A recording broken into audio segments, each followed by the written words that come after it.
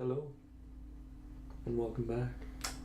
Welcome to A24 Quest, where we occasionally watch really good movies. On this episode, not. See you in the next episode. See you around. Don't watch either of these movies ever. Goodbye. Josh, what do you have to say about? What do you have to say for yourself? Because I believe you chose I chose one of these. the Adderall Diaries. Did I?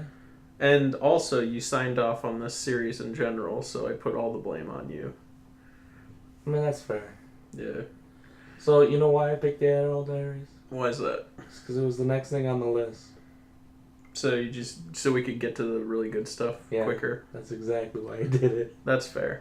So, you can hate me all you want. This is the... but get ready for the next couple of weeks. Yeah, the next couple of weeks will be great, but, you know... Now the question is are the next couple of weeks going to be worth this week? No. Are you sure about that? I don't want to watch another movie ever. I'm trying to imagine you not watching another movie ever. It's not going well in my mind. I might be overstating it. No, I'm not. I really hated both of these movies. Except for Mojave, for one specific reason. But we'll get to that. We'll start with first Reformed. Let's talk about the Adderall Diaries. Adderall Diaries, that's right. That's what it is. Adderall Diaries is about James Franco. So what did you think of the Adderall Diaries? I thought Ed Harris was good, and I thought everyone else was bad. I agree. Ed Harris is just Ed Harris. He just gives a good performance because he's Ed Harris. Yeah, no, he shows up, and after being told he was dead, I was like, oh, he's alive. So this is dumb. There's not a single other good actor in the movie, James Franco included. I hate his dumb face. You hated his dumb face? I hate his dumb face. What about Timothy Clement? Timothy Chalamet. Shit. He didn't have a single line in this movie. I don't even remember him in this movie. He played the young, kid. Young, he played young James Franco. Yeah. He didn't. He just screamed. Did he? I think briefly. Sure. So the whole thing with this movie is it's pretentious and it's dull, and I didn't care. The whole thing with this movie is James Franco he writes a book about his father abused him, but then it turns out he was exaggerating. He didn't know that he was exaggerating. He just misremembered it. And the movie is him coming to the point where he remembers that it didn't actually happen that way, and I was bored. And the only interesting parts were with Ed Harris. Yeah, because Ed Harris is just a good actor. And then he does some drugs and nobody cares, and then self-destructive tendencies and nobody cares. He gets a girlfriend who's the same and nobody cares, and then there's like the murder trial of some random dude going on and nobody cares, and nothing in this movie ultimately matters. His friend is like an idiot and nobody cares. The friend was the worst. I think the friend was supposed to be like comedic relief. Was he? I think. I don't think. Because he's like... I think that's what they were trying to, but I don't think. Well, no, he wasn't, but I'm saying that's what they're trying to do. It was bad. He served James Franco a pancake, and he's like, do you recognize that shape? And James Franco's like, no, what is it? And he's like, I made this pancake in the shape of my taint. And I was like, no person on the planet would do that. Colin, do you want me to make a pancake in the shape of my taint so you can eat it? This movie was so bad. It was terrible. It was actually yeah, no, I'm just done. I'm just done talking about it. Honestly, I don't want to talk about it anymore. I looked at my rating. I gave it 1.5 stars, which is 3 out of 10, and I think I was a little too generous. he then shows you how to make pancakes just like that. Do you remember that part? Sure. It was the part I like to call binging of bad movie.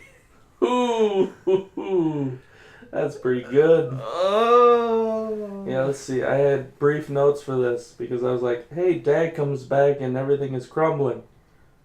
And with it, I'm losing interest. Yeah. Snorts Adderall. This is boring. Needs proof of past. Finding it, blah, blah, blah. Boring. Boring. Yeah, it's boring. It's so boring. You know, it's really hard to actually write notes on movies that are just boring. Yeah. Because they're just boring. It's like, I don't care. Why is this important? It's not, because it's boring. Doesn't hold me, doesn't hold my interest. It's bad. You want to move on to Mojave?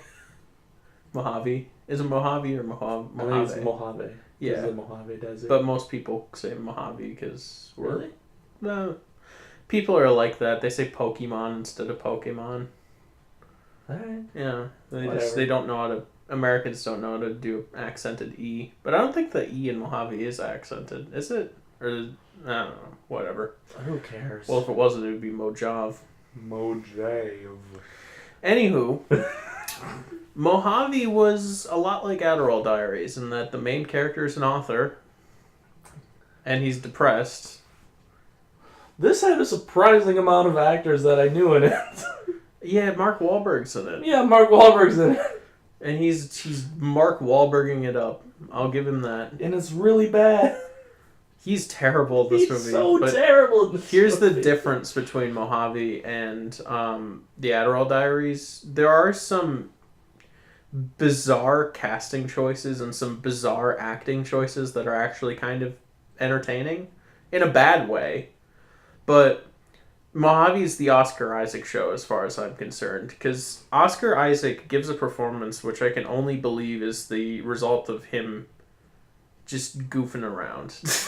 Because it is the most ridiculous thing. I mean, that's fair. He calls everybody brother, and he talks in like the worst fake voice. He delivers every line like, "Oh, I'm here to get you, brother." He talks like that. Sounds exactly like that. It's like, Oscar Isaac, what are you doing? Oh my. It's like he's a better actor than this, but I feel like he just didn't care. He was just trying to see what he could get away with. And honestly, I appreciate it, because he tried his best to make this movie watchable. Yeah, brother. Yeah. You know, a man's got to do things out here, brother. Honestly, I saw... Yeah, that's right. I walked in the wrong camp, brother. I'll just take my rifle and go. The desert's a bad place to get cut, brother. And it's just, every time he opened his mouth, it was just gold. Hiding the gun in the TV stand. You know, I used to hide my weed in my TV stand back when I lived with my mom, brother. That's an actual line in the movie. If it had landed on heads, I would have shot you in the face, brother. I would have handed you the rifle and I would have shot you anyway. Brother. This movie, the God. moment I knew that this movie would at least have the Oscar Isaac factor going for it was when Oscar Isaac's character's introduced. It's like this shot right out of... It's a shot right out of the old Western High Plains Drifter. where he's just on the sunset with a rifle and he's like got a cowboy getup, and I'm like, wow, that's amazing. And then he shows up and he speaks, and I'm like, wow, Oscar Isaac is really doing his best. I mean, by best, he's doing his worst. Yeah. Which is great. The rest of the movie's likewise pretty, boring, bland. The main honestly, I looked at this movie like Oscar Isaac was the protagonist and the other guy is the antagonist. Well, because that's what it comes off as. Yeah, I feel like maybe it's just because I'm projecting because I like Oscar Isaac so much. But this movie's set up as you're supposed to root for the other guy. And the premise of this movie is this writer guy is wandering around the desert, and then he meets up with this strange drifter who turns out to be a serial killer. And then the serial killer starts stalking the writer. See, but it doesn't even come across that this guy is a serial killer until the very last minute of the movie for me. Well, we understand that he's a serial killer because he's got those notches on his gun for all the people he's killed. And the first thing he does when he gets into town is he kills somebody. I mean, yeah, but I still didn't feel bad. Well, me neither. That's my thing. The serial killer felt like the more likable of the two characters. Maybe it's just because it's Oscar Isaac and the act. I don't know the actor's name who played the main character. He was just so unlikable. He's just boring and unlikable. You're talking about Garrett Hedlund. Sure. If that was the main character, then yes. Yeah, it was. He wasn't good. He wasn't. He was a pretty good-looking guy, but other than that... He looks like a B-rate Ewan McGregor, and he acts like a B-rate Greg Sestero. Yeah. He's just not a good person. Oscar Isaac, on the other hand, deserves an award. Did you know anybody's names in this film? No. Yeah, we're gonna play a little game then. What was the main character's name? Guess. Mark. No. You got one more guess. It's 3 letters. Jim. Oh, nah, it's Tom. Tom. Okay. What's Oscar Isaac's name in this movie? 4 letters.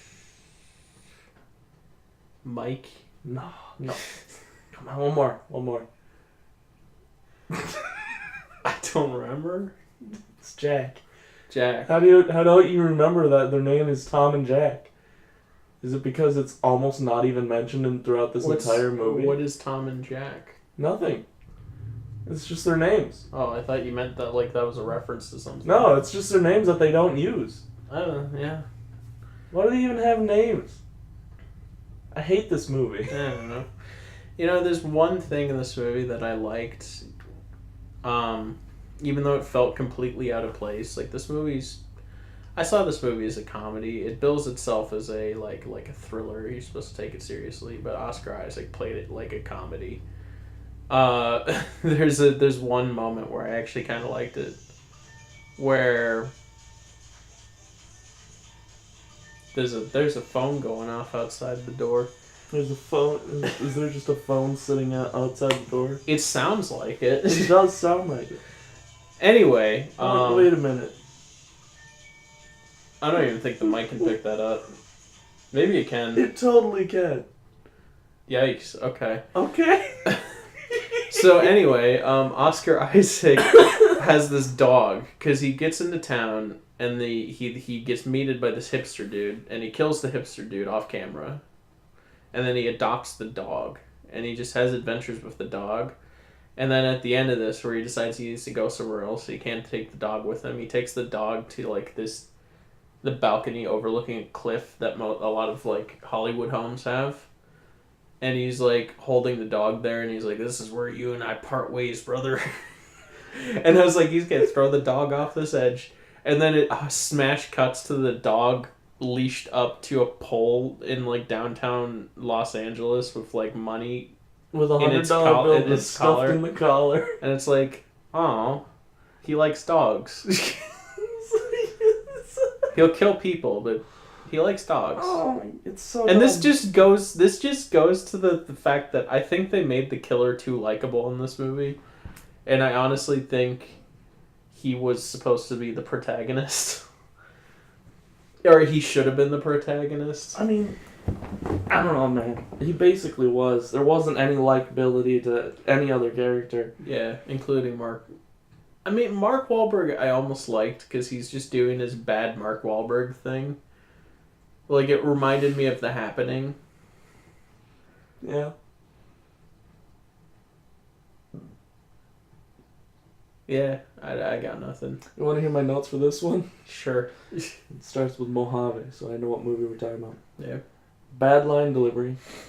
Mm-hmm. Decent story that wasn't, fleshed out. Mm-hmm. Brother. That's all I got. Mm-hmm. Mm-hmm. So, moral of the story.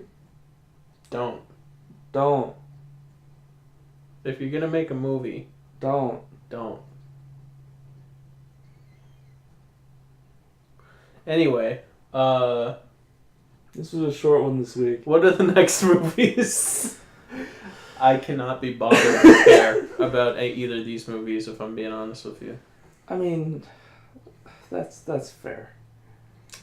What do we got to look forward to next? What do we week? have to look forward to? Well, I'm guessing something better. You know, I am not going to post this one to the A24 subreddit. Because this is not a good representation of A24's filmography. Alright. You know, I've gone through this sort of transformation in this series. When we started this, when we conceptualized it, we had this idea of like, oh, we've seen Ex Machina and a few other A24 movies, and they've all been pretty good. Let's watch A24's catalog. Because they should all be pretty good, right? And I see a lot of people online who are at that point, and they haven't done this crazy deep dive that we've done, and they're like, A24, they consistently put out some good movies. And As it's just of the like, past couple of years. it's like, you sweet, innocent child. You just gotta know, they've made some very bad movies. They've done a stumble or two. The good ones are the diamonds in the rough.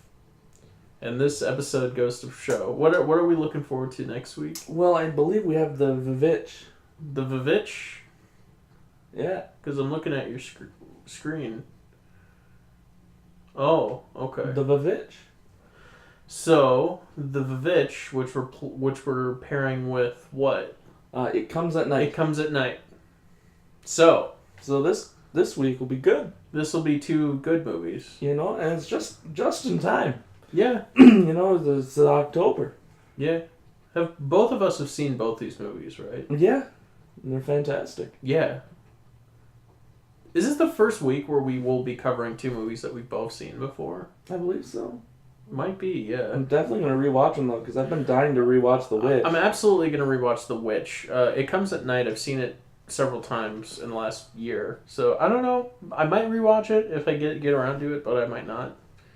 I've already given a little review of It Comes at Night, and so have you in the podcast. So, still going to do it. Yeah, sure. Why not? So, yeah, we got that. And then, goodness, we got skipping... We should explain. Movies. The reason we're pairing those two movies is they're pretty similar. It's just one's old, one's new. Yeah. Like time period wise. So it's a good comparison between the two. Yeah. Yeah, no, I'm very You get excited. it. You get it. And then the week after, we got The Lobster, which I haven't seen, and Gilliam Sigurdur. Sick. So that's fun. Literally. I cannot wait for that one. And I can't wait for this. Yeah, so these next 2 weeks are going to be real good. A24 Quest out. Peace, brother. Brother.